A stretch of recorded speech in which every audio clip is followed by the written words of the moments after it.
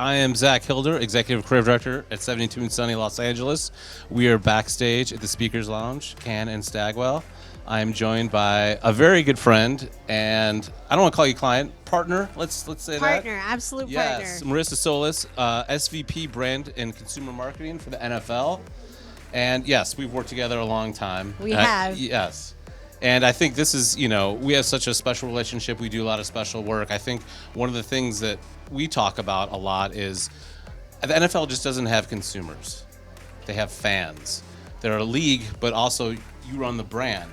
And what's it like to attract all those different kind of fans? First of all, the NFL, as you know, is the most powerful sports league in America, arguably, and even across the world. We have over 450 million fans. So when we think about engaging the fan base, it isn't just merely about selling a widget, right? Mm-hmm. Here's something that you can go purchase. It is about selling a whole experience, which is the experience of football. And that can be done in many different ways. And when you think about a fan base that's 450 million across the world, that means it's a very diverse fan base. So we have to think of many different ways to engage our core fan base that has been watching football, since they were 10 years old, and they know every statistic, they know every player, they know every team, all the way to our most casual fan base, who may be a teenager that just happens to hear about the game. Maybe he or she is interested in a particular player because of what they're wearing or the music they're listening to. The span of what we have to do to engage each and every one of our fans is massive, which makes things very fun. You guys own so many, let's say, TV moments, Monday night, Sunday, now Thursday. But a lot of your newer fans, the younger ones, the 12-year-olds, the 18-year-olds, that's not where they are. They're on their phones. And can you talk about some of your digital-first experiences? Absolutely. It is so critical, particularly with our Gen Z audience, that we engage where they are. Sure. And unfortunately, that's not the main broadcast sometimes. And so, everything from taking the game elsewhere, that would be the beginning. Let's take the game into other platforms. Sure.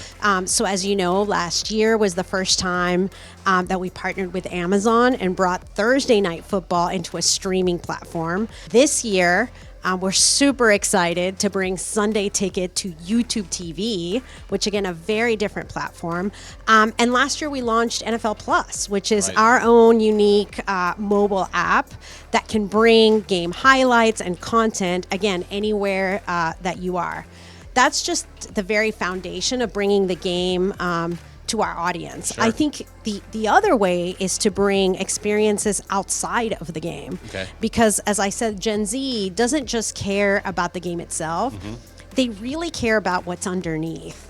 They really want to hear about the players and their lives and what off the field is like.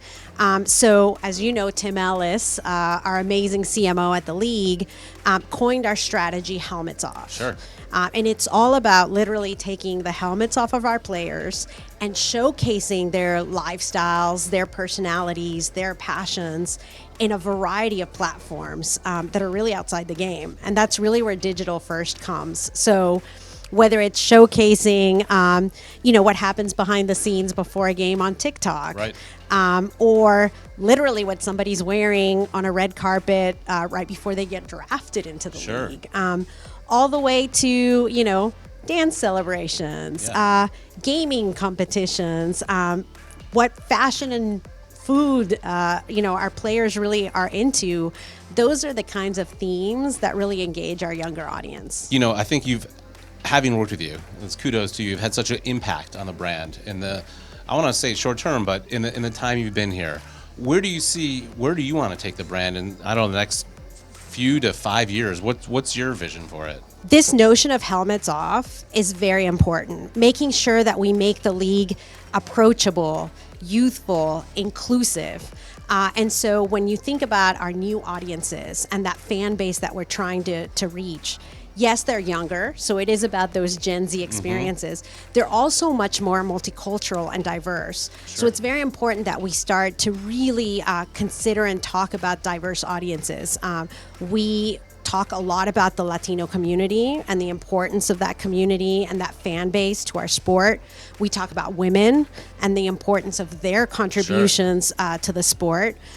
We talk about the LGBTQ community and their importance, African American community. So really the diversity of the fan base, making sure that we don't just represent it on camera, but that we truly leverage them as protagonists in our stories, right? And you know this well, Zack. I mean, we partnered to tell Diana's story. That was a very important story of a female Latina in the sport of football. She happens to be the champion, world champion flag football player.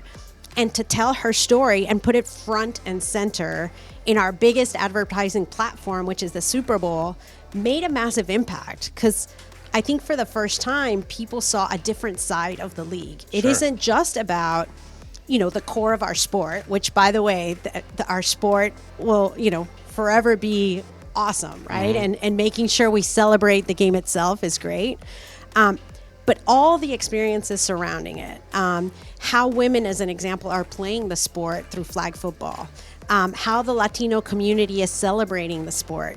All those things are important to tell, and we did that in a very unique way, and I think it's proven to be very effective. So we want to continue to tell those stories of all of these unique fan communities and put them front and center. That's great. So I see that definitely as a big step forward.